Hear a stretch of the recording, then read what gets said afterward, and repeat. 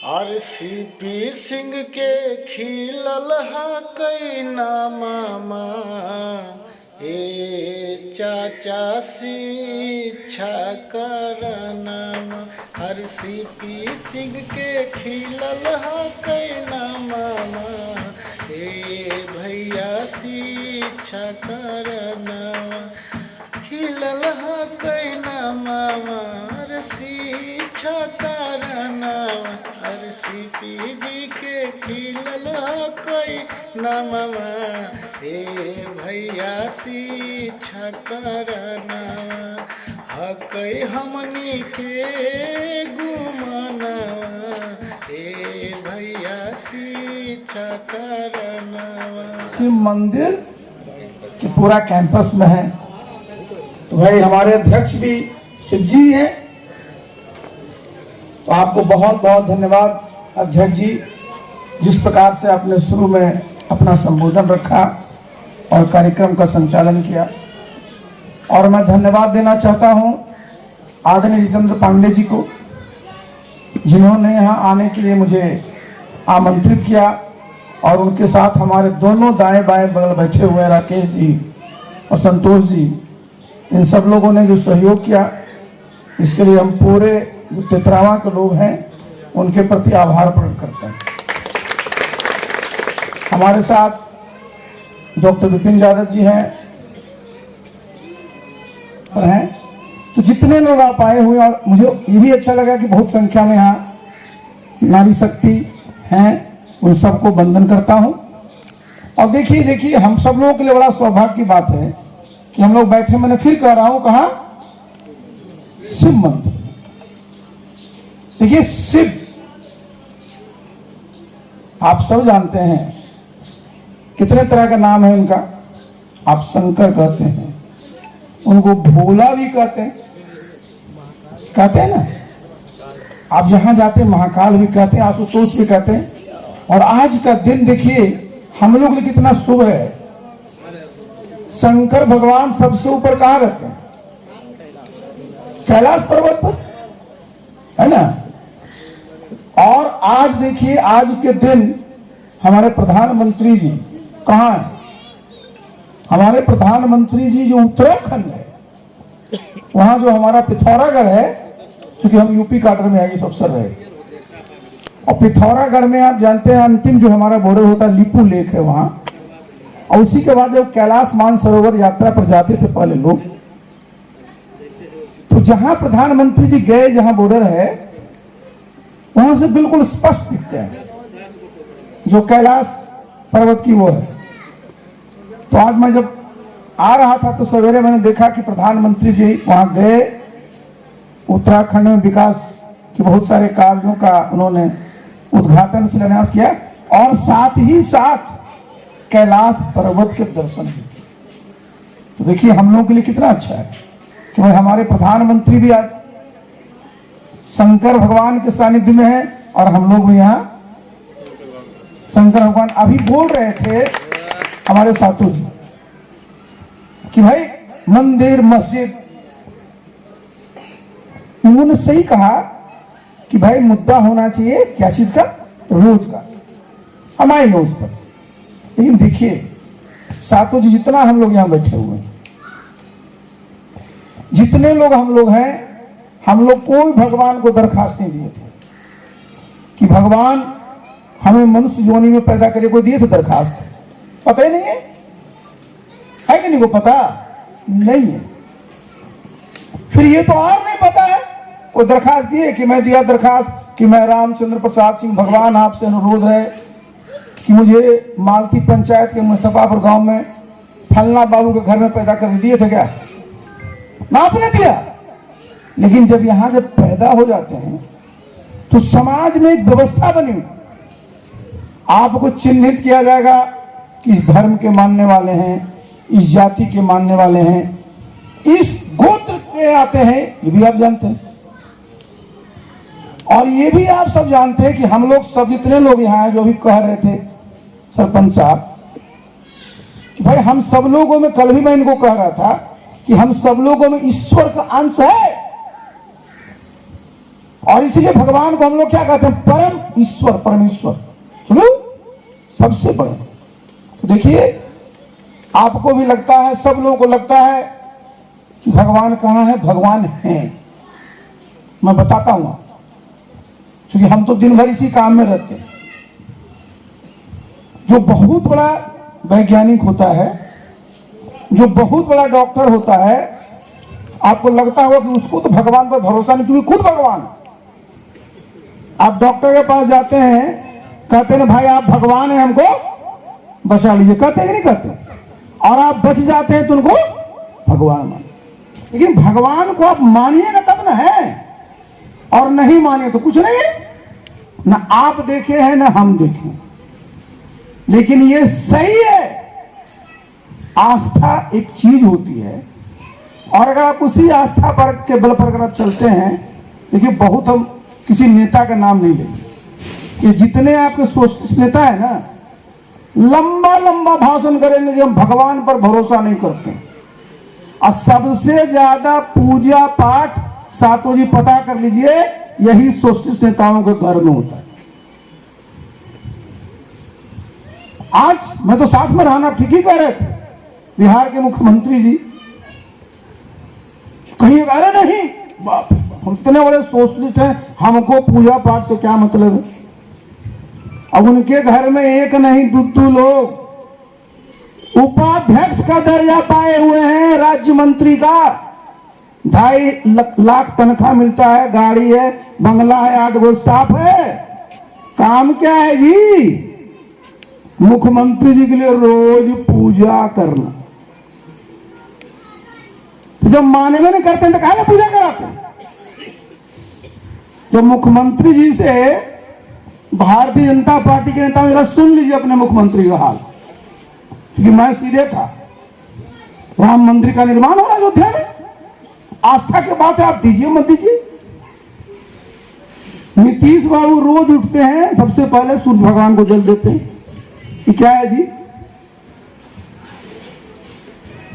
नहाते हैं, जो उनके घर में मंदिर लगा हुआ, जाके उनको पूजा करते हैं। क्या है जी? जब उनसे कहा कि साहब 1100 रुपया दे दीजिए, राम मंदिर का निर्माण हो रहा अयोध्या में, आपका नाम लिखा जाएगा, हजारों वर्ष तक मंदिर चलेगा, वो हमसे बोले रामचंद्र बाबू आप जानते हैं हम लोग लोहिया जी के आदमी, हम लोग इस पर विश्वास नहीं करते हैं। हमने कहा सही कह रहे हैं, आप कहां विश्वास करते हैं? सवेरे सवेरे कौन काम करते हैं? सूर्य भगवान को जल देते हैं, कौन चीज है जी? लोहिया जी कौन किताब में लिखे हैं? नहाने के बाद खाने के पहले पूजा करते हैं, ये लोहिया जी कौन किताब में लिखे हैं? आपके यहाँ 2-2 मित्र आपके बैठ करके दिन भर कौन पूजा नहीं हुई करते रहते हैं, और रोज आपका कुंडली देखते हैं कि आज कौन हवन करना है। ये क्या चीज है? देखिए, आदमी का 2 व्यक्तित्व नहीं होना चाहिए, सामने कुछ और पीछे कुछ। राम मंदिर के निर्माण में 1100 रुपया नहीं देंगे, क्योंकि जनता जान लेगी अच्छा नीतीश बाबू ने भी 1100 रुपया दिया, मतलब अब उस सेकुलर नहीं बचे। और मैंने बता ही दिया क्या करते। तो देखिए, एक बात मैं बता दूं,